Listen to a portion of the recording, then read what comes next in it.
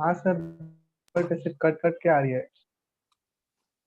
अच्छा, फिर से कट कट के आ रही है। मिनट रुक जाओ, मैं नेटवर्क चेंज करके एक बार देख लेता हूँ।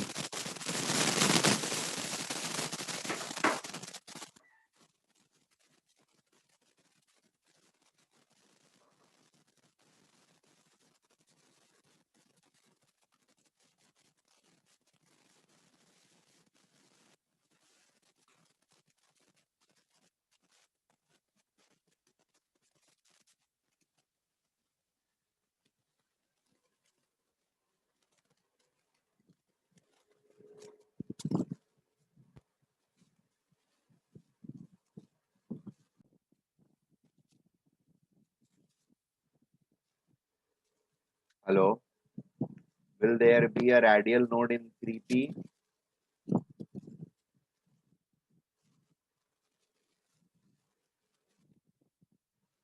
Yes sir. Okay. तो यहाँ पर ये जो व्हाइट पोर्शन दिख रहा है आपको, ठीक है, this corresponds to your radial node. और 3D पिक्चर्स में ये एक्चुअली इस तरीके का दिखता है, ये या ये, ठीक है। अब इसको थोड़ा बड़ा करके दिखाता हूँ। अगर ध्यान से हम लोग देखेंगे, ऊपर वाले पोर्शन में नहीं बट ये नीचे वाले पोर्शन में, यहाँ पर आपको डिसकनेक्शन दिखाई देगा।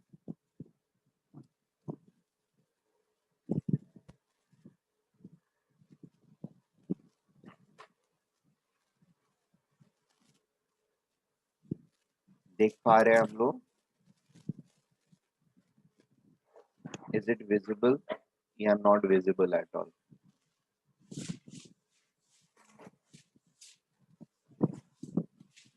येलो वाले लोब के बीच में, are we able to visualise it?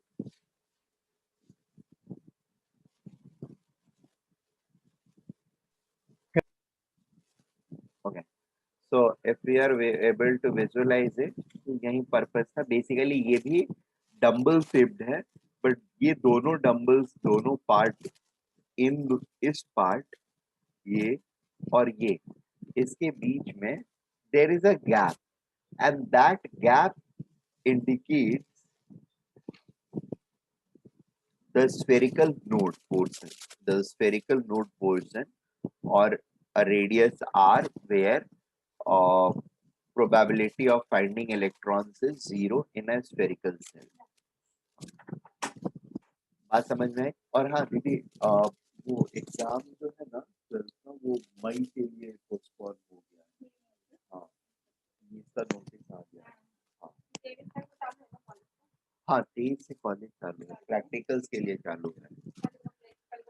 अभी के लिए तो प्रैक्टिकल के लिए बुला रहे हैं।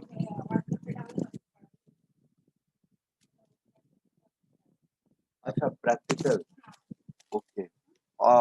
ठीक है, मैं किसी बच्चे से पूछ के, एक्चुअली वो कॉलेज वाला हम लोग पढ़ाते नहीं है, तो बट ठीक है, किसी बच्चे से लेकर के बैठा। हेलो हेलो, हाँ। So I was just saying कि या रेडियल नोड्स होने की वजह से there will be a certain, और यहाँ पर 3p में एक रेडियल नोड हमारे पास होएगा। अब देखो, इसको हम लोग अलग अलग रीजन में देख रहे हैं। जैसे जेड वाले को हम लोग अलोंग, हमारी आईज जो है basically along x axis, X Y plane में हमने अपने आईज को रख रखा है, and we are looking at it. तो जेड के सारे कैरिकेचर्स बिल्कुल परफेक्ट आ रहे हैं, ठीक है। बट एक्स एक्सिस के अलोंग वाले लोब को अगर हम देखेंगे, तो it is going to look differently to us, ठीक है।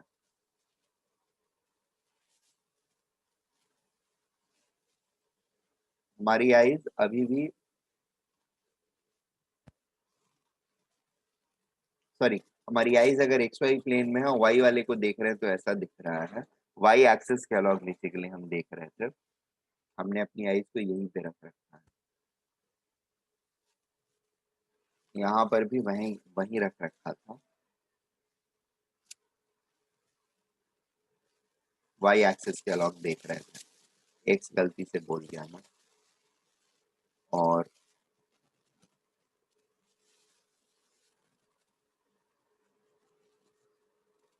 यहाँ पर फिर से वाई के अलॉन्ग, हमेशा वाई के अलॉन्ग रख के तीनों को दिख रहे हैं।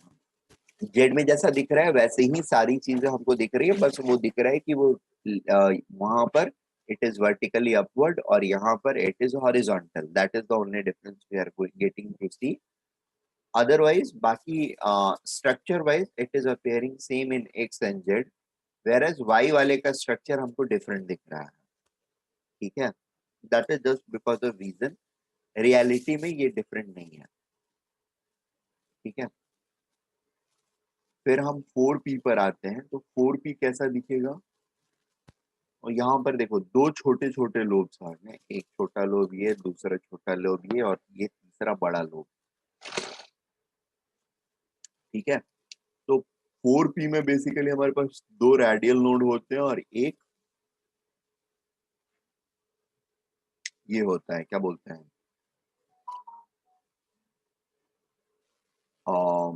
एंगुलर नोड या नोडल प्लेन। 4p में दो रेडियल नोड और एक nodal plane np, right.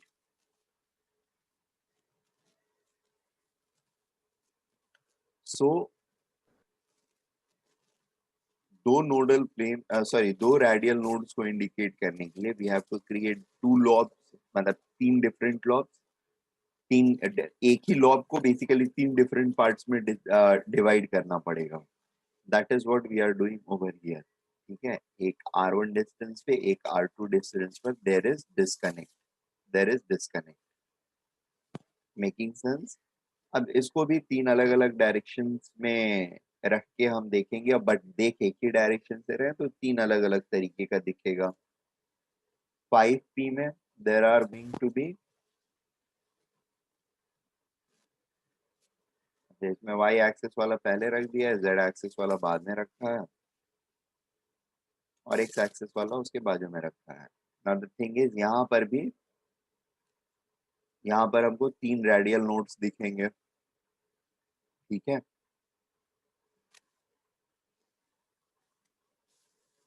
6p नहीं ड्रॉ किया है, तीन तीन सबके ड्रॉ किए हैं मैंने। सो p वाले का स्ट्रक्चर हम लोग को क्लियर हो गया होगा I think. Let me come to D structure.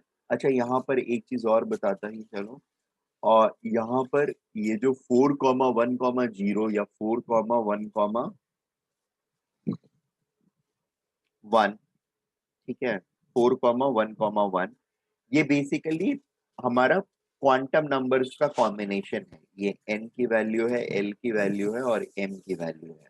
ठीक है, सो सी 4p का मतलब क्या हुआ, 4,1, p के लिए 1 होता है तो 4,1 हो गया। अब m की तीन अलग अलग वैल्यूज पॉसिबल है, -1, 4,1,0, 4,1,1, ये तीनों वैल्यू है ना पॉसिबल। और ये तीन वैल्यूज एक इस ऑर्बिटल को करस्पॉन्ड करती है, एक इस ऑर्बिटल को करस्पॉन्ड करता है और एक इस ऑर्बिटल को करस्पॉन्ड करता है। बात समझ में आ रहा है।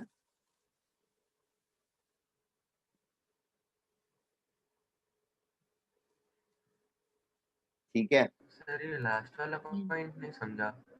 क्या क्या,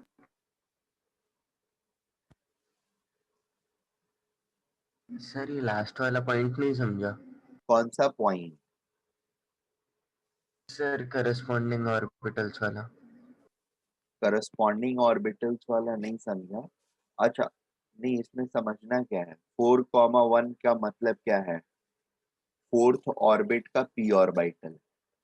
ठीक है, 4 का मतलब है fourth orbit, sorry fourth orbit बोल रहा हूँ, फोर्थ प्रिंसिपल क्वांटम नंबर। ठीक है, फोर्थ PQN, और ये 1 रिप्रेजेंट करता है और एजीमुथल क्वांटम नंबर जिसका 1 हो, दैट इज p ऑर्बिटल। ठीक है, 4 इंडिकेट करता है प्रिंसिपल क्वांटम नंबर, 1 इंडिकेट करता है एजीमुथल क्वांटम नंबर 1 AQN। ठीक है, 1 AQN होता है p ऑर्बिटल का, so that means p orbital, so 1,1 is 4,1 is fourth principal quantum number and p azimuthal quantum, 1 azimuthal quantum number, that is p orbital। अब इसके बाद 3 वैल्यूज जो होती हैं m की डिफरेंट, वो हमको रखनी है, एक बार -1, एक बार 0, एक बार 1। तो ये 3 चीजें जो हैं 3 अलग अलग ऑर्बिटल्स को रिप्रेजेंट करेंगी, एक इस ऑर्बिटल को, एक इस ऑर्बिटल को और एक तीसरे वाले ऑर्बिटल को। ठीक है, अब पॉइंट ये रहा कि इनमें से कौन किस ऑर्बिटल को रिप्रेजेंट करेगा। ठीक है, तो इनमें से कोई भी किसी को कर सकता है, देयर इज नो रेस्ट्रिक्शन कि -1 इसको करेगा या -1 इसको करेगा या -1 उसको करेगा। ठीक है, कोई भी किसी को भी कर सकता है, यानी z एक्सिस के अलॉन्ग जो ओरिएंटेड है वो -1 से, ये 0 से और वो 1 से, या ये 0 ये -1 वो 1, कोई भी किसी को कर सकता है। That independence we have, we cannot fix on to it. जैसे फोर्थ ऑर्बिटल के लिए 4 या p ऑर्बिटल के लिए, sorry, fourth principal quantum number indicates approximately like larger orbital, 1 basically p को इंडिकेट करता है, वैसे -1, 0 एंड 1 किसी एक पर्टिकुलर ओरिएंटेशन को इंडिकेट करते हैं, ऐसा नहीं होता है। बात समझ में आ रही है? बट एक चीज और होती है, जैसे ये जब हम लोग जाएंगे, मतलब पढ़ेंगे आगे एटॉमिक, एटॉमिक के बाद केमिकल बॉन्डिंग। ठीक है, तो केमिकल बॉन्डिंग में हमारा एक ये कॉन्सेप्ट नहीं, एक स्टैंडर्ड हमने मान रखा है कि एटम्स जब इंटरैक्ट करते हैं ना, एक एटम दूसरे एटम से इंटरैक्ट करता है, तो they always interact along Z axis. बात समझ में आ रही है? एटम्स दूसरे एटम्स के साथ हमेशा जेड एक्सिस के अलोंग ही इंटरैक्ट करते हैं। ठीक है, यानी उनका जो ऑर्बिटल इंटरैक्ट करेगा, जैसे p ऑर्बिटल एक का दूसरे के p ऑर्बिटल के साथ इंटरैक्ट कर रहा है, ओवरलैप कर रहा है, तो we had made this convention कि दोनों का जेड ऑर्बिटल ही इंटरैक्ट कर रहा होगा, और ये एक स्टैंडर्डाइजेशन की वजह से हर जगह पे अगर आप देखोगे तो किया क्या जाएगा, बाकी सब फिक्स रखा जाए या ना रखा जाए, ये 0 वैल्यू जो है ना, ये हमेशा जेड के साथ एसोसिएटेड रहेगी। जो ऑर्बिटल जेड के अलोंग ओरिएंटेड रहेगा, that will be given 0 value. ये बात समझ में आ रही है? तो ऐसा इसलिए नहीं होता है कि जेड के अलोंग वाले को ही हमेशा देना है, क्योंकि हाँ, वो देना इसलिए है क्योंकि हमने स्टैंडर्डाइज माना हुआ है। ठीक है, और उसके पीछे रीजन ये होता है कि मॉलिक्यूल्स का सर आपकी आवाज ब्रेक हो रही है। मेरी आवाज नहीं आ रही है? सर अब आ रही है। वेट,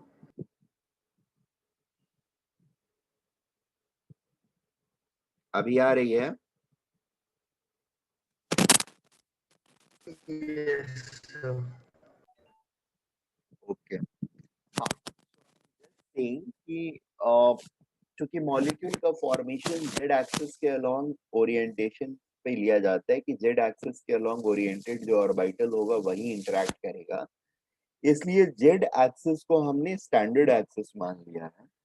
और ये 0 ऑर्बिटल, जीरो ओरिएंटेशन जो है, या 0 azimuthal quantum, sorry 0 magnetic quantum number m की वैल्यू 0 जो है, वो हार्ड एंड फास्ट तरीके से या स्टैंडर्डाइज्ड फॉर्मेट में हमने जेड एक्सिस के अलोंग ओरिएंटेड जो ऑर्बिटल रहेगा उसको दे रखा है। बात समझ में आ रही है? इसमें किसी तरह का कोई डाउट? No, sir. ओके, सो अब इसके हिसाब से अगर मैं आपसे पूछूं यहाँ पर 5,1,0 कौन सा होगा?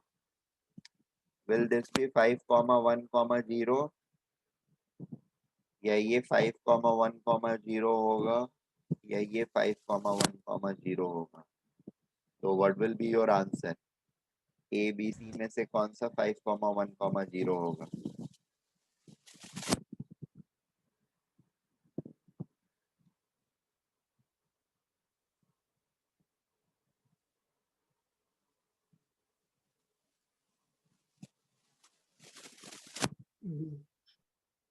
B is going to be 5,1,0. ठीक है, और ये दोनों जो हैं ये कुछ भी हो सकते हैं. दिस कुड बी 5,1,1 या फिर -1. अगर ये 1 है तो ये वाला -1 हो जाएगा, अगर ये +1 है तो ये वाला -1 हो जाएगा. इसमें कोई प्रॉब्लम नहीं है and that is not going to differ anything.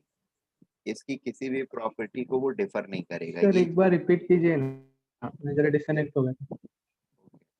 मैंने बस ये बोला कि जो जेड एक्सिस के अलोंग ओरिएंटेड होगा उसका एम का वैल्यू 0 रहता है. बाकी जो होंगे ये हमने स्टैंडर्ड फॉर्मेट में मान रखा है, क्योंकि हमने ये मान रखा है या ये स्टैंडर्ड हमने ले रखा है कि दो एटम जब मॉलिक्यूल बनने के लिए इंटरेक्ट करते हैं तो वो हमेशा जेड एक्सिस के अलोंग इंटरेक्ट करते हैं, और उनके वो ऑर्बिटल जो जेड एक्सिस के अलोंग ओरिएंटेड होते हैं वही हमेशा ओवरलैप करते हैं in order to produce chemical bonds. ठीक है, और उस जेड एक्सिस के अलोंग ओरिएंटेशन का हमने वैल्यू जो है मैग्नेटिक क्वांटम नंबर जो कि ओरिएंटेशन देता है एम वैल्यू को 0 मान रखा है स्टैंडर्ड. ठीक है, देयर इज नो लॉजिक कि इसको क्यों मान रखा है, बस मान रखा है चीजों को स्टैंडर्डाइज करने के लिए.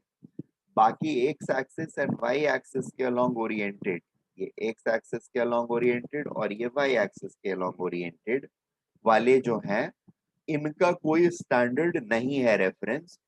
यू कैन ऑलवेज इनकी वैल्यू एम वैल्यू को आप कभी +1 भी ले सकते हैं या कभी -1 भी ले सकते हैं, उसके ऊपर कोई ये नहीं है. हाँ ये जरूर है कि अगर लाइक कभी भी आप डिस्क्राइब कर रहे हैं या फ्यूचर में कोई पेपर या थियरी लिख रहे हैं तो अगर एक बार वाई एक्सिस वाले को आपने +1 रखा तो कंसिस्टेंटली अपने थ्रू आउट द डिस्क्रिप्शन इसको +1 रखेंगे और इसको -1 रखेंगे. ठीक है, या इसको -1 रखा तो इसी को -1 और इसको +1 रखते हुए, मतलब जनरली आप चेंज नहीं करेंगे अपने कोर्स ऑफ रिप्रेजेंटेशन को. ठीक है, बट इसका मतलब ये नहीं होगा कि यही वाला सबके लिए +1 होगा और यही वाला सबके लिए -1 होगा. ये वाला फिर भी ठीक है, थोड़ा सा स्टैंडर्डाइज करके रखा हुआ है केमिकल बॉन्डिंग की वजह से, तो इसका लगभग ऐसा है कि सबके लिए ये m = 0 अगर डाल रहे हो तो सबको समझ में आ जाएगा. लेकिन यहाँ पर ऐसा कोई स्टिक करके नहीं रखा जा सकता है. बात समझ में आई? सी ये छोटी सी चीज क्यों बता रहा हूँ, क्योंकि इस पे एक क्वेश्चन आपका MCQ का हो सकता है. ठीक है, ऐसा एक क्वेश्चन जेई में कुछ 18-19 साल पहले पूछ रखा है 2001 में. वो आगे मैं आप लोगों को कराऊंगा, और वो लाइक अभी तक भी ऐसा है कि काफी सारे काफी सारे लोग ये उसको गलत ही इंटरप्रेट करते रहते हैं. ठीक है, the magnetic sorry spin quantum number जो होगा उसके बारे में मैं आपको डिस्क्राइब करूंगा. वो अभी भी लोग up spin and down spin करते रहते हैं, और वो 2001 में एक्चुअली जेई ने क्वेश्चन पूछ करके ये क्लियर कर दिया था कि that up spin down spin is just our convention. ठीक है, तो ऐसी काफी सारी मिसकंसेप्शन हमको मिलते रहती हैं. देयरफॉर वी हैव टू पे वेरी माइन्यूट डिटेल माइन्यूट ये introspection into these sort of things. Sir एक बार वापस से बता दो ना, मैं डिस्कनेक्ट हो गया था. अच्छा अच्छा, देखो पी ऑर्बिटल में m जो है m इंडिकेट क्या करता है, m इज एज ये मैग्नेटिक क्वांटम नंबर जो ओरिएंटेशन को इंडिकेट करता है. जेड एक्सिस के अलॉन्ग जो ओरिएंटेड होगा उसका m का वैल्यू 0 होता है, ऐसा हमने मान रखा है। बाकी x और y के अलॉन्ग जो ओरिएंटेड होंगे इनका वैल्यू कुछ भी हो सकता है, ये +1 भी हो सकता है, -1 भी हो सकता है। ये -1 या +1, एक प्लस होगा तो दूसरा -1 होगा, पहला -1 होगा तो दूसरा +1 होगा, और ये किसी को भी दे सकते हैं। ठीक है, इसको जनरली हम लोग 0 लेते हैं अगर ये z के अलॉन्ग ओरिएंटेड है, तो यही बता रहा था मैं। और दूसरी चीज, इसको रिप्रेजेंट कैसे करेंगे, 5,1,0 से। अगर इसका -1 लेते हैं तो this will become 5,1,-1, this will become 5,1,1। ठीक है, ये principal quantum number n, azimuthal quantum number l, magnetic quantum number m। m further क्या इंडिकेट करता है कि ये किस डायरेक्शन में ओरिएंटेड है, ओरिएंटेशन इसका क्या है, ये m का वैल्यू इंडिकेट कर रहा है। ठीक है, let us now come to d का। d में हमारे पास 5 डिफरेंट ओरिएंटेशंस होते हैं। 5 डिफरेंट ओरिएंटेशंस में if we are going to see, एक ओरिएंटेशन ऐसा दिख रहा है। ठीक है, और बाकी 4 ओरिएंटेशन जो है ये दिख रहे होंगे, दो दो लॉब्स दिख रहे हैं। यहाँ पर 2 लॉब्स नहीं दिख रहा है, एक डोनट टाइप का स्ट्रक्चर दिख रहा है और एक लॉब दिख रहा है। ठीक है, ये अद्भुत सा चेंज क्यों आ जाता है वो बेसिकली समझना होगा हम लोगों को कि ये क्या एक्चुअली अलग शेप होता है या होता क्या है। तो just focus on this one. ठीक है, और इस वाले पर फोकस अगर करोगे आप और अपनी आईज को लगभग, ये प्लेन में ही आईज है, थोड़ा सा ऊपर से अभी दिखाया जा रहा है, यहाँ पर आईज को रख के, तो इसलिए ये पीछे वाला लॉब भी आपको दिख रहा है। इसको थोड़ा सा और प्लेन में लेकर के आ जाओ आप आईज को, यहाँ से देखो। ठीक है, यहाँ से the moment you start seeing, तो what will happen, this thing will start appearing to you as a one continuous circle type। ये पूरा येलो जो होगा एक कंटिन्यूअस सर्कल की तरह दिखने लगेगा। ठीक है, the way this one is looking like, this doughnut portion is looking like. Are you getting this point?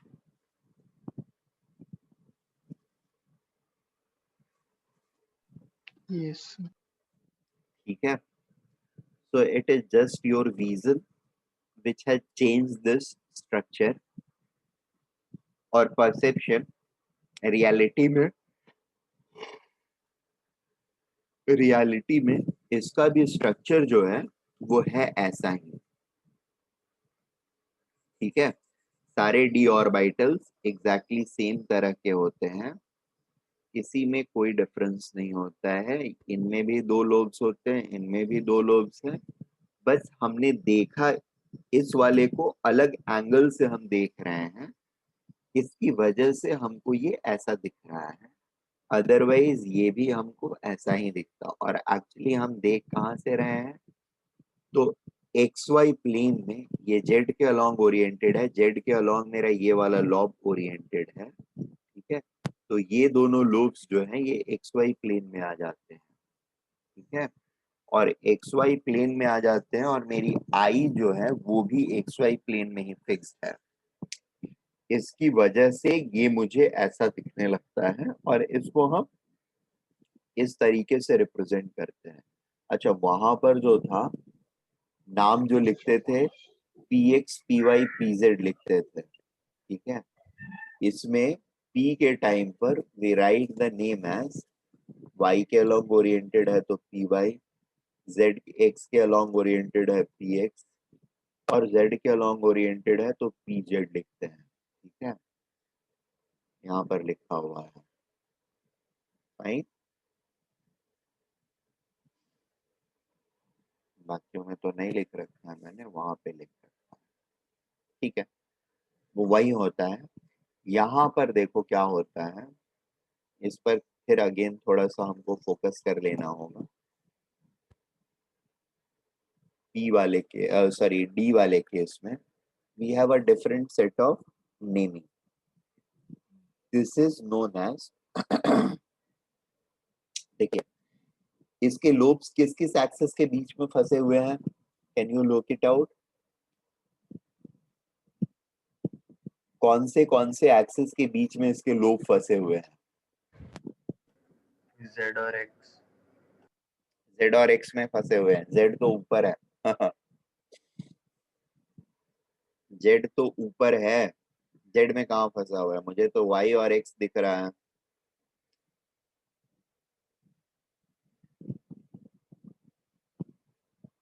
हाँ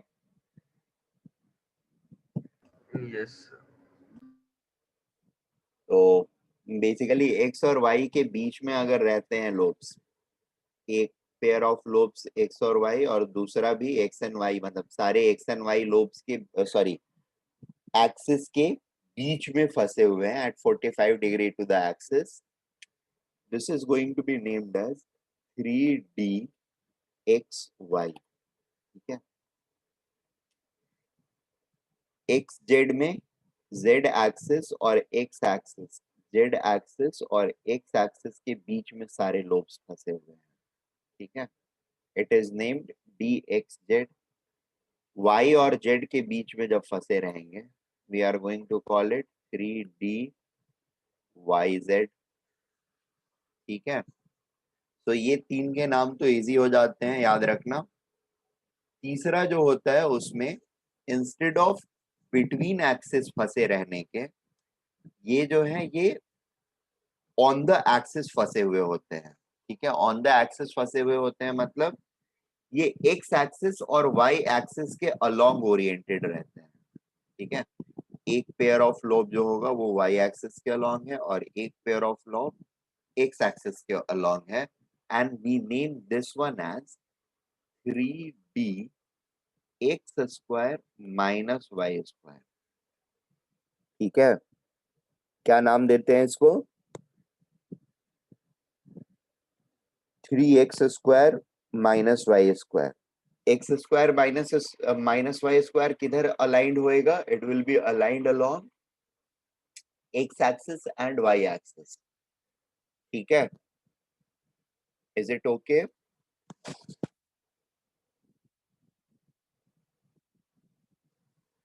hello. And last one is along Z axis जो ओरिएंटेड होगा that is named as 3DZ square. Fine. It will be oriented along Z axis and it is named 3DZ square. ठीक है. तो D के 5 orientation जो है वो इस तरीके से नाम दिए हुए होते हैं इनके. One of them is called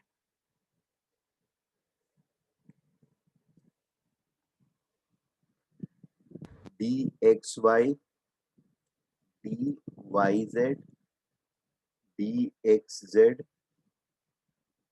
DX square minus Y square and DZ square.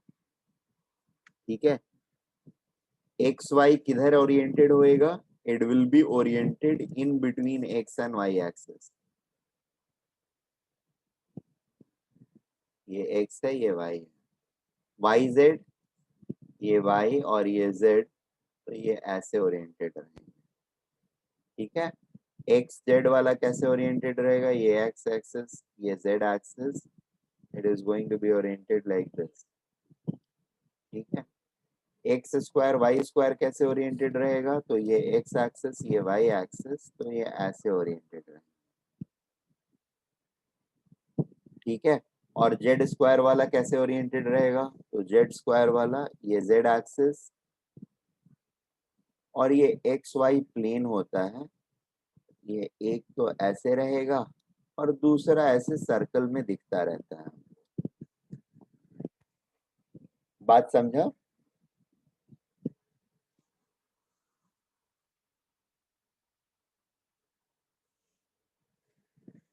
Hello, Yes. Yes sir. ठीक है, इसको अलग से पेपर पर ड्रॉ करने की जरूरत है तो कर लेना, नहीं जरूरत है तो फिर रहने देना। मेरे लिए काफी मुश्किल होता था, इसलिए मैंने ये पीडीएफ बना के रखे हैं। वैसे वो पीडीएफ ऑलरेडी आपको दे चुका हूँ, so you may choose not to draw it और you can draw it as per your wish. 4D में रेडियल नोट्स कितने होंगे? 1, बाकी स्ट्रक्चर वगैरह जो होगा, और 2 नोडल प्लेन्स होंगे। ठीक है, रेडियल नोड 1 होएगा, नोडल प्लेन 2 होंगे, एंगुलर नोड्स 2 होंगे। ठीक है, तो डी में हमेशा 2 ही एंगुलर नोड रहते हैं, उसका कुछ कर नहीं सकते हैं। यहाँ पर radial node is more important for me, क्योंकि 4th ऑर्बिट में आकर के या 4th प्रिंसिपल क्वांटम नंबर पर आकर के मेरे पास एक रेडियल नोड इंट्रोड्यूस होना है। अब वो रेडियल नोड के बाद कैसा दिखेगा? टिपिकली मेरा ऑर्बिटल जो है वो एक्चुअली अब ऐसा दिखने लगेगा। ठीक है, देख रहे हो आर पर डिस्कनेक्शन है एक, और बाकी ये 2 लोब वाला जो सिस्टम है वो और मेंटेन्ड है अभी भी, पेयर ऑफ लोब्स। और एक्स जेड है तो एक्स एक्सिस और जेड एक्सिस के बीच में ओरिएंटेड है। वाई जेड है तो वाई एक्सिस और जेड एक्सिस, ये वाला एक्सिस ये यहाँ से जा रहा है, इधर से जाएगा। सॉरी यार, ड्रॉ नहीं हो रहा है। I think it is clear. X axis और जेड एक्सिस इधर दिखा हुआ है, तो वाई एक्सिस किधर रहेगा? इधर रहेगा कहीं। ठीक है, तो ये Y axis and Z axis के बीच में है, तो दिस इज वाई जेड। ये वाला एक्स एक्सिस और जेड वाई एक्सिस के बीच में है, ये वाई एक्सिस है हमारा। X axis and Y axis के बीच में है, therefore it is X Y. X axis and Y axis के अलोंग है, इसलिए we are calling it X square minus Y square. और फिर आखिरी वाला जो होगा वो जेड स्क्वायर रहेगा। जेड स्क्वायर किधर गया? अच्छा, जेड स्क्वायर इधर है। किसी चीज को जेड के अलोंग घुमा दिया हमने, और जेड के अलोंग घुमाएंगे इसको, तो ये लाल वाला जो है ये पूरा सर्कुलर दिखने लगेगा हमको, और वही चीज यहाँ पर है। ठीक है,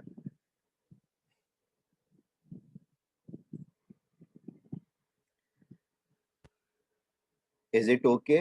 और इसमें इसमें एक रेडियल नोड भी आ गया है, इंट्रोड्यूस हो गया है, जो कि दिख रहा है हमको। और ये दिखाने के पीछे मेरा पर्पस क्या है कि आप रियलिटी में आपका ऑर्बिटल्स कैसा दिखता है किसी भी प्रिंसिपल क्वांटम नंबर के साथ, वो आपको फील हो। ठीक है, अब यहाँ पर एक चीज और थोड़ा सा ध्यान देंगे हम लोग, तो पी ऑर्बिटल जो मेरा है वो प्योरेस्ट फॉर्म में अपने बिना किसी रेडियल नोड के, बिना किसी रेडियल नोड के है, मतलब प्योरेस्ट फॉर्म में है, पूरी चीज सॉलिड एंटिटी के फॉर्म में है। That is happening only in 2p। 3p onwards क्या है, उसके अंदर में रेडियल नोड्स इंट्रोड्यूस हो जाते हैं। ठीक है, तो real structure of P orbital जो है वो हमको 2p में ही मिलता है, बाकी जगह पर वो चीजें डिफ्यूज्ड हो जाती हैं। ठीक है, with radial nodes. Similarly D orbital का रियल स्ट्रक्चर 3D में हमको मिलता है, 4D 5D 6D वगैरह में अगेन रेडियल नोड्स इंट्रोड्यूस होकर के उसका डिफ्यूजन करेंगे। देख रहे हो, 2 रेडियल नोड्स आए हुए हैं, मिल गए हैं या हो गए हैं। अब 2 रेडियल नोड्स अगेन, अब इसको ओपन करके आप लोग जब देखोगे तो you will get to realise this particular fact. थोड़ा सा ध्यान देना पड़ेगा।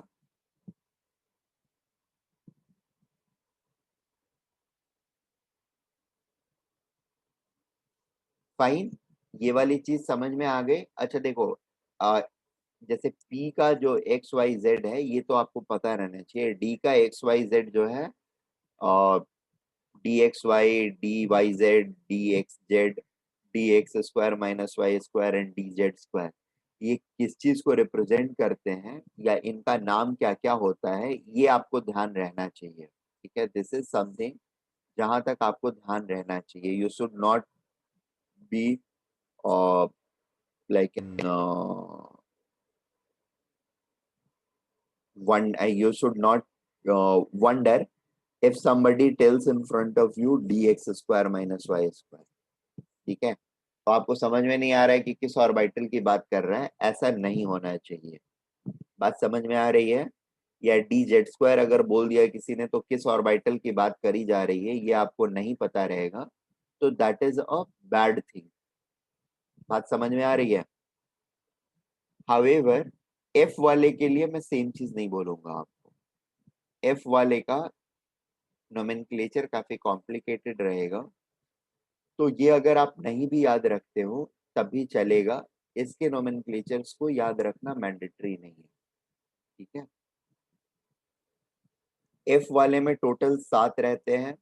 4F जो होता है वो प्योर रहता है, इसमें कोई रेडियल नोड नहीं रहेगा। 5F से फिर से यहाँ पर भी रेडियल नोड्स आने लगते हैं, तो पैटर्न जो है वो बहुत ही फैंटास्टिक दिखने लगता है। ठीक है,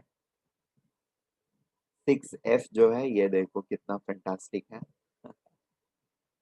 right?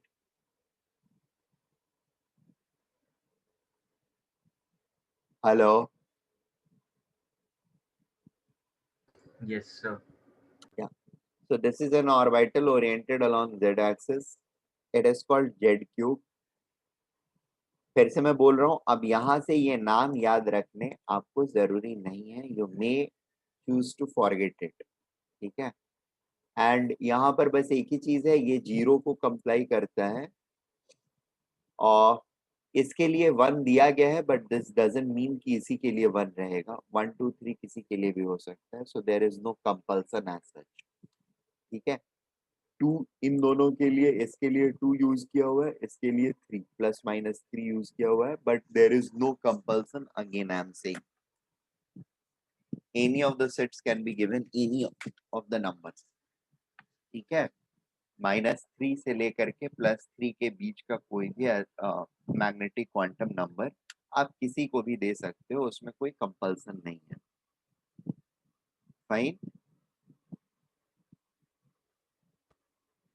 so I believe I'm able to explain to you guys how these orientations are, and साथ में ये भी कि ये सारे ओरिएंटेशंस एक साथ एग्जिस्ट करेंगे। ऐसा नहीं है कि एक ही ऑर्बिटल है जो कि ये 7 अलग अलग ओरिएंटेशंस में हमको दिख रहा है। ठीक है, ऐसा नहीं है। है क्या? ये 7 अलग अलग ऑर्बिटल्स हैं। ठीक है, जो एट अ टाइम अलग अलग ओरिएंटेशंस में दिखते हैं। ये बात समझ में आ रही है? These are 7 different orbitals which are simultaneously present in 7 different orientations। ये 7 अलग अलग ऑर्बिटल्स हैं, ना कि एक ही ऑर्बिटल 7 डिफरेंट ओरिएंटेशंस में है। फाइन ना? सो 5F के 7 अलग अलग ऑर्बिटल्स होंगे। सिमिलरली 4F के 7 अलग अलग ऑर्बिटल्स होंगे। 6F के 7 अलग अलग ऑर्बिटल्स होंगे। D की बात करें तो there will be 5 different orbitals oriented in different directions। It is not like only one orbital is oriented in different directions। बात समझ में आ रही है? जब इस डायरेक्शन में ओरिएंटेड है तो ये बोलेंगे ये बोल लिया, ऐसा नहीं है। 5 अलग अलग हैं जो साइमल्टेनियसली 5 अलग अलग डायरेक्शंस में ओरिएंटेड है। सिमिलरली ये वाले भी एक सॉरी पी वाले जो है वो 3 अलग अलग ऑर्बिटल्स हैं जो 3 अलग अलग डायरेक्शन में साइमल्टेनियसली ओरिएंटेड है। Am I making sense?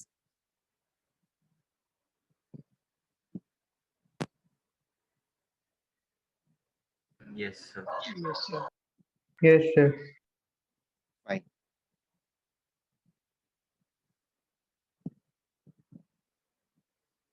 ये वही सारी चीजें हैं। This is the nodal plane I am trying to explain. अच्छा, ये लोब्स में एक पॉजिटिव लोब होता है, दूसरा नेगेटिव लोब होता है। ठीक है, और सिंगल लोब जब रहता है जैसे पी वाला, तो इसमें एक पॉजिटिव होता है और एक निगेटिव लोब होता है। ये पॉजिटिव और निगेटिव क्या इंडिकेट करता है? तो हमारा जो ये जो वेव फंक्शन था ना, इलेक्ट्रॉन वेव फंक्शन, इसमें एक तरफ एम्पलीट्यूड जो होगा या डिस्प्लेसमेंट जो होगा वो पॉजिटिव रहेगा, और दूसरी तरफ इस मिडिल एक्सिस से नीचे जब आएगा तो इट विल बिकम निगेटिव। तो ये वाले साइड के डिस्प्लेसमेंट को ये पॉजिटिव से इंडिकेट करते हैं और ये वाले को निगेटिव से इंडिकेट करते हैं। This positive and negative does not mean कि there are some charges associated with it. ये पॉजिटिव या निगेटिव जो है वो सिर्फ ये इंडिकेट करता है कि एम्पलीट्यूड ऑफ इलेक्ट्रॉन वेव जो है वो पॉजिटिव डायरेक्शन में है या निगेटिव डायरेक्शन में है, अबव द मिड लाइन है या बिलो द मिड लाइन है। ठीक है, इसका फायदा या घाटा क्या है? तो ये है कि जैसे ओवरलैपिंग होती रहेगी ना, किसी भी दो के एटम्स का ओवरलैपिंग होएगा, तो ये पी ऑर्बिटल, जब अगर इसका भी पी ऑर्बिटल और ये एक पहले वाले एटम का पी ऑर्बिटल ओवरलैप करने आएंगे, तो प्लस प्लस आपस में ओवरलैप करेंगे और माइनस माइनस आपस में ओवरलैप करेंगे। ऐसा नहीं होगा कि इसका माइनस इसके प्लस के साथ ओवरलैप करे। ठीक है, ये हम लोग ये क्या बोलते हैं, केमिकल बॉन्डिंग के टाइम पे पढ़ेंगे। तो वहां के पर्सपेक्टिव से ही ये प्लस माइनस दिया हुआ है। When we come into d orbital, तो डी ऑर्बिटल में क्या होता है, एक पूरा लॉब जो है, मतलब ये दैट इज निगेटिव एंड दूसरा वाला पूरा पॉजिटिव है। इसमें ऐसा नहीं होगा कि एक पोर्शन पॉजिटिव और एक पोर्शन निगेटिव हो जाए जैसा पी ऑर्बिटल में होता है। ठीक है, पी ऑर्बिटल में एक हाफ जो होगा पॉजिटिव और दूसरा हाफ निगेटिव। यहाँ पर भी एक हाफ निगेटिव है और दूसरा हाफ पॉजिटिव है, बट वो दोनों हाफ दो अलग अलग पेयर्स वाले हैं। ठीक है, ये बात समझ में आ रही है?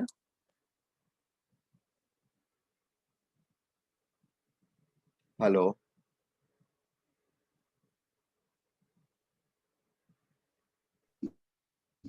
सर एक बार रिपीट। हाँ, मैंने ये बोला कि यहाँ पर ये जो डी ऑर्बिटल रखा हुआ है, इसका ये एक पूरा सेट जो है ये निगेटिव है और ये पूरा सेट जो है ये पॉजिटिव है। ठीक है, ये सेट पॉजिटिव है और ये सेट निगेटिव वाला सेट है। सिमिलरली सब में यही हो रहा है। ऐसा नहीं है कि इस वाले सेट का एक हाफ जो है वो पॉजिटिव है और दूसरा हाफ निगेटिव है। ठीक है, ऐसा नहीं होता है। होता क्या है कि इनका दोनों सेट, मतलब जैसे ये फुल लोब हुआ ना, डी की बात करें तो ये एक लोब हुआ, right? This is one lobe and this is other lobe, second lobe.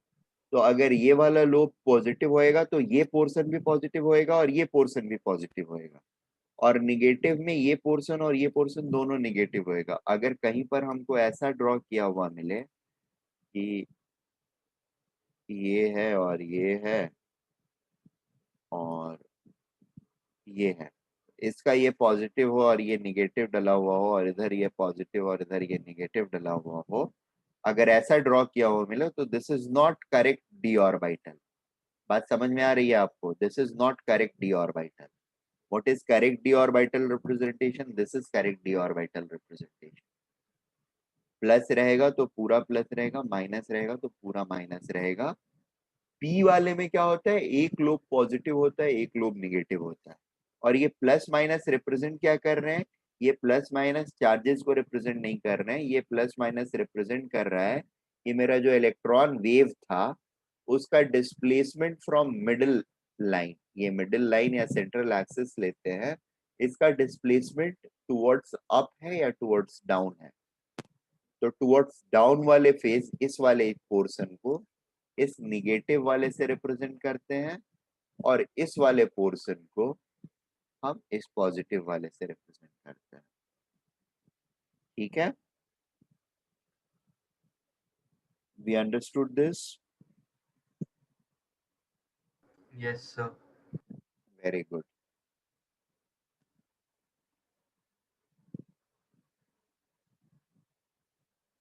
देखो, कल जो चीज मैंने बताई थी आप लोगों को वो कुछ यही है।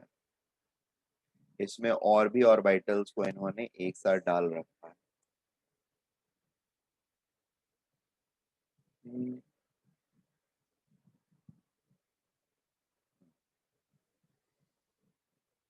देखिए 2s को डाला है, फिर ऊपर से 3s को ऊपर से डाला है, और इसके अंदर में ये 1s है, ये सबसे अंदर वाला 1s है, और यहाँ पर 2p के तीनों सेट ऑफ ऑर्बिटल जो है ये z एक्सिस के अलोंग, y एक्सिस और x एक्सिस, ये तीनों एक्सिस के अलोंग 2p ऑर्बिटल जो है all of them are presented together. ठीक है, तो हमारा एटम इन शॉर्ट जो होता है वो आखिरी में जब सारे ऑर्बिटल्स और इलेक्ट्रॉन्स को डाल लेते हैं हम, तो कुछ इस तरह का दिखने लगता है, मजेदार।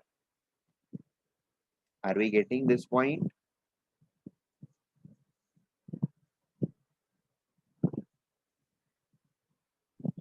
Yes.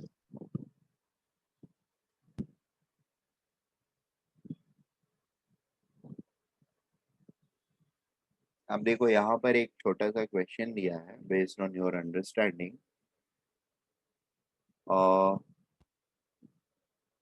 3s 3p और 3d, ठीक है, तीनों के स्ट्रक्चर्स यहाँ पर दिए हुए हैं, ड्रॉ किए हुए हैं, जो कि आपको जनरली हर जगह पे मिलेगा। मैंने इसमें ये क्वेश्चन पूछा है कि इनमें से कौन सा स्ट्रक्चर, ठीक है, 3s वाला स्ट्रक्चर ये दिया हुआ है, 3p के लिए ये स्ट्रक्चर दिए हुए हैं, और 3d के लिए ये स्ट्रक्चर दिए हुए हैं। ठीक है, तो इनमें से कौन सा स्ट्रक्चर सही से ड्रॉ किया हुआ है? राइट, सर आपकी मार्किंग नहीं दिख रही। मेरी मार्किंग नहीं दिख रही है मतलब मैं मार्किंग कर ही नहीं रहा हूँ। अभी ओके मेरे सर, वाले में इसलिए आप इरेजर, मार्किंग कर रहे हो। नहीं अभी मेरे वाले में इरेजर है पॉइंटेड, मार्किंग क्या करूंगा? 3s के सामने ये ड्रॉ किया हुआ है, 3s है, ये 3p है, और ये 3d ऑर्बिटल्स है। अब आप लोग इत्मीनान से इसको देखिएगा आज घर जा करके, बाकी सारी जो चीजें सिखाई हैं उसके प्रिटेक्स्ट में ये सोचने की कोशिश करिएगा कि इसमें किसमें गलती है, किसमें गलती नहीं है। कौन सा 3D, मतलब ये 3D जो ड्रॉ किया हुआ है ये सही सही इंडिकेट कर रहा है कि नहीं, 3P सही सही इंडिकेटेड है कि नहीं, 3S इंडिकेटेड है कि नहीं। अगर है तो वेरी गुड, नहीं है तो फिर बता देना मुझे। ठीक है, तो अभी के लिए आप लोगों को ओरिएंटेशन क्या होते हैं, कैसे है, क्या क्या नहीं है, आई थिंक डिटेल में पता चल गया है। Now let me go to the board.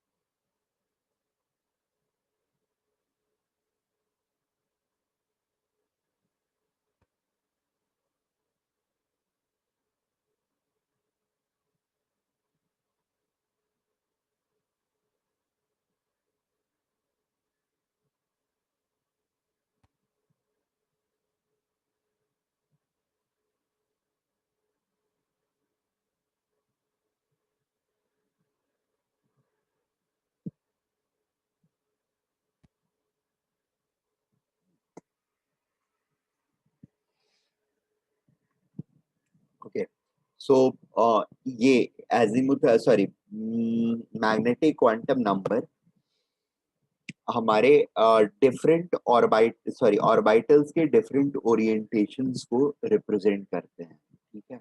अच्छा, यहाँ पर एक चीज और हमको ध्यान देनी होगी, इलेक्ट्रॉन्स, जैसे अगर पी ऑर्बिटल की बात करें, पी ऑर्बिटल में एक्स वाई एंड जेड तीन अलग अलग डायरेक्शंस हैं। एक्स डायरेक्शन के अलोंग ओरिएंटेड ऑर्बिटल जो होगा, ये वाई आर के अलोंग ओरिएंटेड है और ये जेड के अलोंग ओरिएंटेड है, ठीक है। अब मुझे ये बताइए आप कि अगर मैंने इलेक्ट्रिक फील्ड डाला, ठीक है, जब कुछ भी प्रेजेंट नहीं है इनके अंदर में, मतलब यहाँ पर ना तो इलेक्ट्रिक फील्ड प्रेजेंट है ना मैग्नेटिक फील्ड वगैरह प्रेजेंट है, और इलेक्ट्रॉन्स हायर ऑर्बिट से या हायर प्रिंसिपल क्वांटम नंबर से, जैसे ये मैंने 2p ड्रॉ कर रखे हैं, 3p या 3d या 3s से, 3s से मान लो जंप करके 2p पर आता है, ठीक है। तो वो 3s से अगर जंप करके आ रहा है, डाउन आ रहा है 2p के ऊपर, तो इन तीनों की वैल्यू जो होती है, एनर्जी वैल्यू ना, एग्जैक्टली सेम होती है। And these three, p x, P y and p z, अच्छा ये पहले मैं बता दूं आप लोगों को, और डीजेनरेसी का कॉन्सेप्ट बता दूं पहले।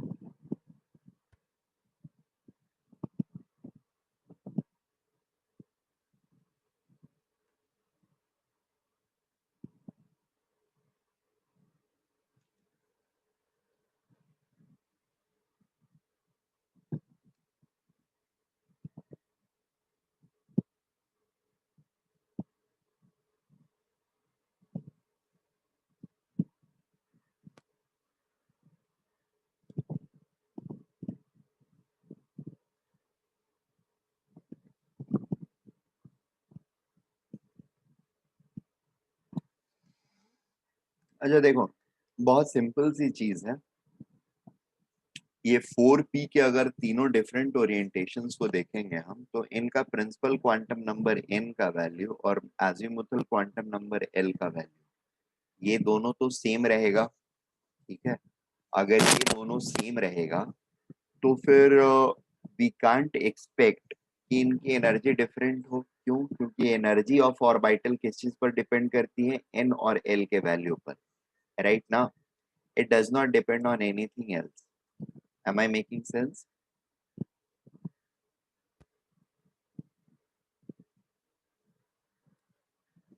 Hello, yes sir. n और l की सर वैल्यू एक पर। मिनट बोर्ड दिखाइए हाँ ना, लिख रहा हाँ हूँ। हाँ हाँ हाँ, मैं दिखा रहा हूँ ठहरो, सब्र करो 2 मिनट, मैं सब दिखा रहा हूँ। मैं कुछ और ढूंढने की कोशिश कर रहा था, मुझे अभी अभी अचानक से याद आ गया, तो मैंने सोचा वो देख लूं इस पेपर पे है कि नहीं। अगर होगा तो मैं यहीं पे बता दूंगा, और इन केस अगर नहीं हुआ तो कोई बात ही नहीं है।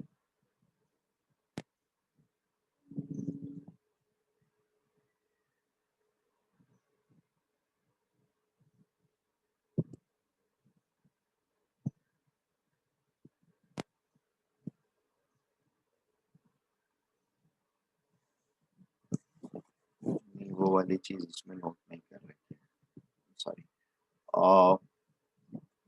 मुझे लगा कि एनीवे, डजंट मैटर।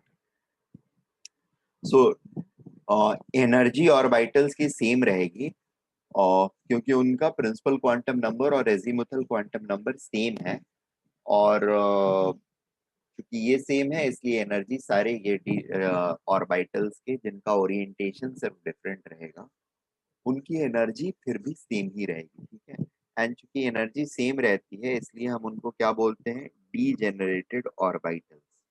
ठीक है, या equal energy orbitals. Now this lays a foundation for the next point. ठीक है, नॉर्मल कंडीशंस में तो सही है कि वो सारे डीजेनरेटेड होंगे यानी इक्वल एनर्जी वाले होंगे। ठीक है, but the moment we provide an external electric और एक्सटर्नल मैग्नेटिक फील्ड, ठीक है, जैसे एक्स डायरेक्शन के अलोंग ओरिएंटेड अगर हमने इलेक्ट्रिक फील्ड डाला, तो हमारा एक्स एक्सिस के अलोंग ओरिएंटेड जो ऑर्बिटल या इलेक्ट्रॉन डेंसिटी होगी, वो इस इलेक्ट्रिक फील्ड के प्रेजेंस में क्या होगी? मॉडिफाई हो जाएगी।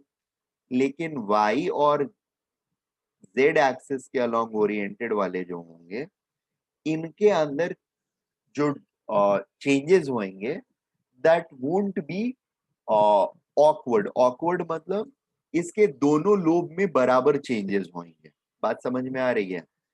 यहाँ पर थोड़ा डिफरेंट चेंज होएगा, ये वाला इलोंगेट हो जाएगा और ये वाला कॉन्ट्रैक्ट हो जाएगा, जबकि y या z के दोनों लोब जो होंगे वो इक्वली या तो एक्सपैंड होंगे या फिर ये होंगे। ऐसा क्यों? क्योंकि ये एक्स एक्सिस के अलोंग अगर हमने फील्ड डाला है तो वाई एक्सिस इसके परपेंडिकुलर पड़ता है और जेड एक्सिस भी इसके परपेंडिकुलर ही पड़ेगा, राइट ना? तो ये जितना इम्पैक्ट इस लोब को करेगा उतना ही इम्पैक्ट इस लोब को करेगा, और दोनों को इक्वल तरीके से डिस्टॉर्ट करेगा। ठीक है, जबकि इसके साथ ऐसा नहीं होगा। इसके साथ कैसा होगा? एक को कॉम्प्रेस करेगा और दूसरे को एक्सपैंड करेगा। ये बात समझ में आ रही है हम लोगों को?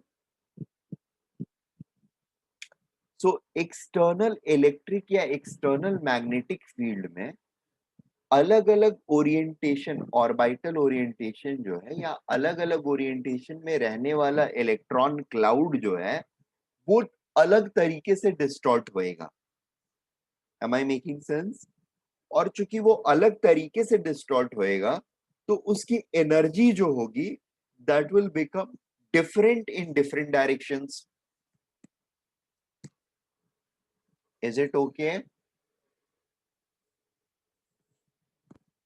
हेलो, सर एक बार रिपीट करो ना।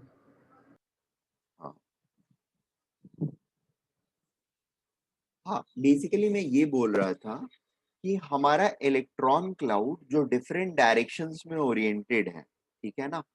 अभी पी के केस में देख रहे हैं तो एक इलेक्ट्रॉन क्लाउड हमारा जो है, इलेक्ट्रॉन क्लाउड का मतलब क्या हुआ, इलेक्ट्रॉन मैटर वेव की बात मैं कर रहा हूँ, ठीक है ना। Electron cloud is nothing superficial thing, it is electron matter wave. तो मेरा मैटर वेव जो है that is oriented along x axis, oriented along y axis and oriented along z axis. Normal condition में जब कोई भी फील्ड नहीं applied है तो तीनों की एनर्जी बराबर है, that's well and good. But the moment we apply external field in form of electric field along x axis, ठीक है, तो इन तीनों का एनर्जी जो होगा वो मॉडिफाई हो जाएगा। और मॉडिफिकेशन में ऐसा होगा कि एक्स वाले का मॉडिफिकेशन डिफरेंट तरीके से होगा, y एंड z का मॉडिफिकेशन जो होगा वो डिफरेंट तरीके का होगा या डिफरेंट लेवल का होगा, ठीक है। ऐसा क्यों? क्योंकि हमने फील्ड x डायरेक्शन का अप्लाई किया है और हमारा इलेक्ट्रॉन वेव भी जो है वो x डायरेक्शन में है। तो x डायरेक्शन का फील्ड x डायरेक्शन के वेव को के साथ अलग तरीके से इंटरेक्ट करेगी, जबकि x डायरेक्शन का फील्ड y डायरेक्शन या z डायरेक्शन के वेव्स के साथ अलग तरीके से इंटरेक्ट करेगी, क्योंकि वो दोनों परपेंडिकुलर है हमारे फील्ड के, जबकि x वाला अलोंग द फील्ड है, ठीक है। अब इस डिफरेंट इंटरेक्शंस की वजह से किसी भी डायरेक्शन में अप्लाइड फील्ड के साथ जो हमारा इलेक्ट्रॉन वेव है वो डिफरेंट डायरेक्शंस में ओरिएंट होने की वजह से डिफरेंटली इंटरेक्ट करेगा। और डिफरेंटली इंटरेक्ट करेगा तो मॉडिफिकेशंस जो होंगे, एनर्जी मॉडिफिकेशन, सबके एनर्जी मॉडिफाई होंगे, बट सबका एनर्जी जो होगा वो डिफरेंट अमाउंट से मॉडिफाई होएगा। इसका डिफरेंट अमाउंट से मॉडिफाई होगा, इन दोनों का डिफरेंट अमाउंट से मॉडिफाई होएगा, ठीक है। अब मॉडिफिकेशन के बाद जो एनर्जी होएगी तो पी एक्स की एनर्जी पी वाई और पी जेड से डिफरेंट हो जाएगी, ठीक है। ये बात समझ में आ रही है? और ऐसे कंडीशन में अब सिर्फ इसी का मॉडिफाई तो होगा नहीं, ऊपर वाले जो ऑर्बिटल्स हैं जिनके अंदर में ऐसा हमने मतलब अज्यूम कर रखा है कि है इलेक्ट्रॉन्स वगैरह, उनके अंदर भी सिमिलर टाइप ऑफ मॉडिफिकेशन होगा। और ऐसे कंडीशन में अगर कोई जंप हो रहा है ऊपर से नीचे तो उस जंप के टाइम पर जो एनर्जी रिलीज होएगी that will be different from what we will expect to get from normal condition jumps of electron। मतलब नॉर्मल कंडीशंस में ये तीनों की वैल्यू बराबर है माइनस समझ लो 2 इलेक्ट्रॉन वोल्ट्स की है, और ऊपर वाले जो डीजेनरेटेड थे उनका 4 इलेक्ट्रॉन वोल्ट, ठीक है। तो हर जंप में हमको 2 इलेक्ट्रॉन वोल्ट की एनर्जी मिलेगी, ये परफेक्ट सी बात है। लेकिन जब हमने मैग्नेटिक फील्ड लगा दिया तो ये तीनों अलग तरीके से हो जाएंगे। तो मान लो एक हो गया 3.9 इलेक्ट्रॉन वोल्ट, बाकी के जो दो हो गए वो 4.05 इलेक्ट्रॉन वोल्ट हो गए, such that total energy still remain same.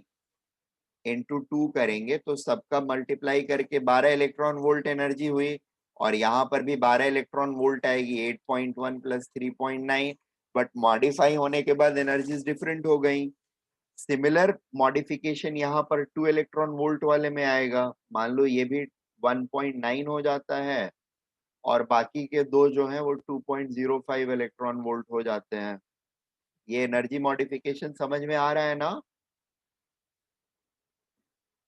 सो अब क्या हो गया हमारा, ये रहा तो टोटल 6 इलेक्ट्रॉन वोल्ट ही तीनों का मिला करके, यहाँ पर 12 इलेक्ट्रॉन वोल्ट ही रहा, बट मॉडिफाइड हो गए। मॉडिफाइड होकर के हमारे पास क्या क्या ऑर्बिटल्स हो गए, 4.05 इलेक्ट्रॉन वोल्ट हो गया, 3.9 इलेक्ट्रॉन वोल्ट ऊपर वाले हो गए, ठीक है। और नीचे वाले में क्या बन गया, 2.05 इलेक्ट्रॉन वोल्ट बन गया और 1.9 बन गया। अब देखो हमारे पास डिफरेंट कॉम्बिनेशन ऑफ वेव्स आने लगेंगे। यहां से अगर यहाँ ट्रांजिशन होता है और यहां से अगर यहाँ ट्रांजिशन होता है तो we are going to get to different waves, right ना। पहले वाले में कितने का मिलेगा हमको, 2.15 इलेक्ट्रॉन वोल्ट का वेव मिलेगा और यहाँ पर 2 इलेक्ट्रॉन वोल्ट का वेव मिलेगा, ठीक है। इस वाले ट्रांजिशन से 2 इलेक्ट्रॉन वेव वोल्ट का मिलेगा, यहाँ पर कितना मिलेगा, 3.9 से 2.05 किया हमने तो it will become 1.85 electron volt मिलेगा और यहां से यहां जंप करेगा तो 2 इलेक्ट्रॉन वोल्ट ही मिलेगा, ठीक है। सो पहले हमको सिर्फ एक ही मिल रहा था पॉसिबिलिटी, 2 इलेक्ट्रॉन वोल्ट का रेडिएशन जंप पे हायर से लोअर पे, लेकिन अभी 3p से 2p पर जंप करने पे in presence of this electric field, external electric field, हमको 3 अलग अलग रेडिएशंस मिलेंगे। एक 1.85 का मिलेगा, दूसरा 2 का मिलेगा, तीसरा 2.15 का मिलेगा। ये बात समझ में आ रही है हम लोगों को?